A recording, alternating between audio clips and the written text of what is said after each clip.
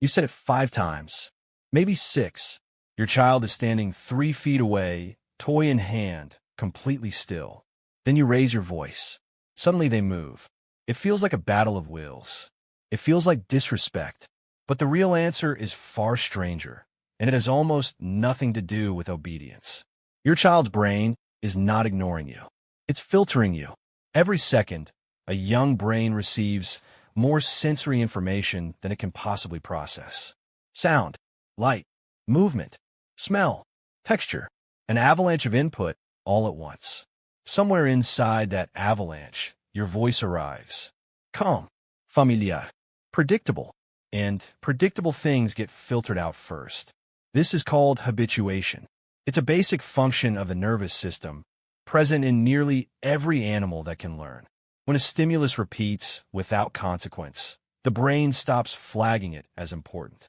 Neuroscientist Eric Kandel spent decades studying this exact mechanism, first in sea slugs, later applying the findings to how mammalian brains prioritize attention.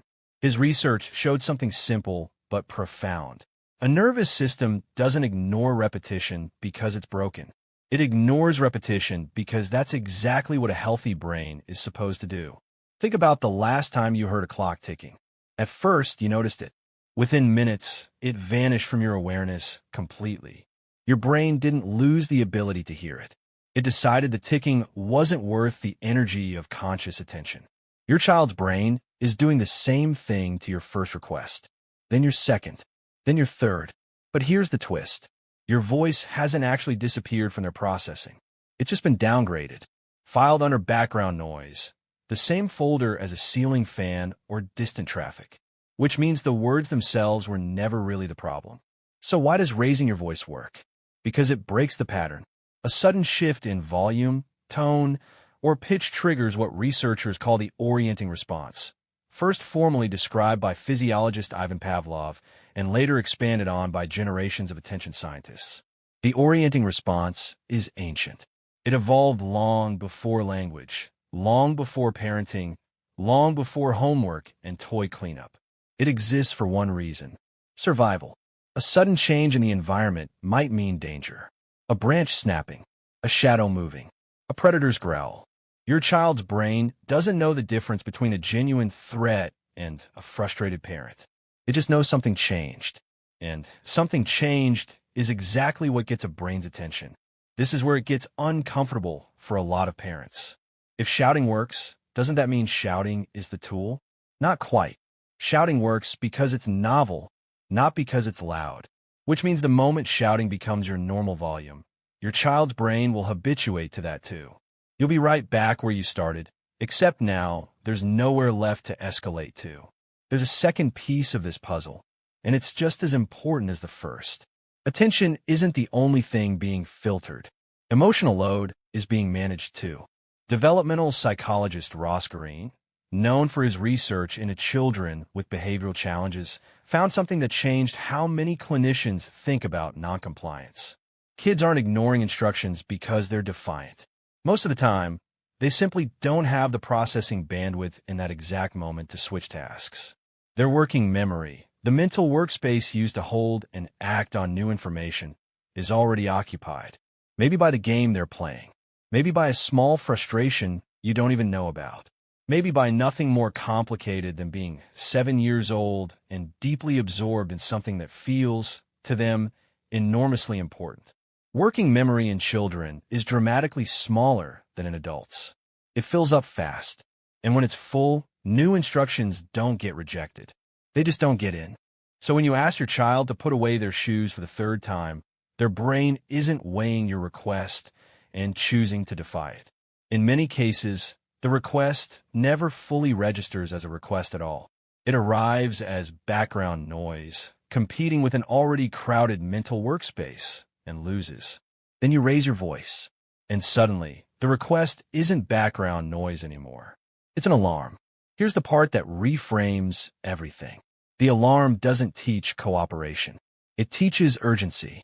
Your child learns, often without ever consciously realizing it, that calm requests are optional and loud requests are mandatory. Not because they're choosing to disrespect the calm version, Because their nervous system has been trained through pure repetition to treat volume as the actual signal for importance. This is where psychologist Martin Hoffman's research on discipline and internalization becomes relevant. Hoffman found that children develop genuine internal motivation to follow guidance not through fear or intensity, but through consistency paired with brief, clear explanation. A child who understands why a request matters and experiences that request as reliably enforced regardless of volume builds something shouting can never build. Trust that the calm voice means the same thing every time, which raises an uncomfortable question. If shouting isn't really about disrespect and it isn't really about volume, what is it actually training? It's training a threshold. Every time a request gets ignored until the volume rises, the threshold for compliance quietly moves higher. Not because your child is testing you on purpose, because brains are prediction machines, and prediction machines learn from patterns whether we intend them to or not. So what actually breaks the pattern? Not more volume. Novelty in a different form. Getting into your child's direct line of sight. Lowering yourself to their eye level. Using their name first before the instruction, which acts like a small alert flag for the brain, separate from the request itself. Touching a shoulder gently before speaking. Each of these interrupts the background noise filter without needing intensity to do it. They work because they're unexpected, not because they're forceful. There's something else worth noticing here. This isn't really a story about children at all. It's a story about how every brain, at every age, handles repetition. Adults do this too. Notifications get muted mentally long before we mute them on our phones. A partner's third reminder about the dishes gets filed the exact same way a child files a third reminder about shoes. The mechanism doesn't change with age. Only the sophistication of the excuse does. Which means the moment you understand this about your child, you understand something about yourself. The emails you skim past. The warning light on the dashboard you've learned to tune out. The advice you've heard so many times it no longer registers as advice at all, just familiar sound. Your brain isn't defiant either. It's just efficient. It's filtering the same way your child's brain is filtering, the same way every brain has filtered since long before parenting existed. Long before homework, long before shoes ever needed putting away. You said 5 times, maybe 6. Your child wasn't ignoring you, your brain, and we're simply doing exactly what brains are built to do.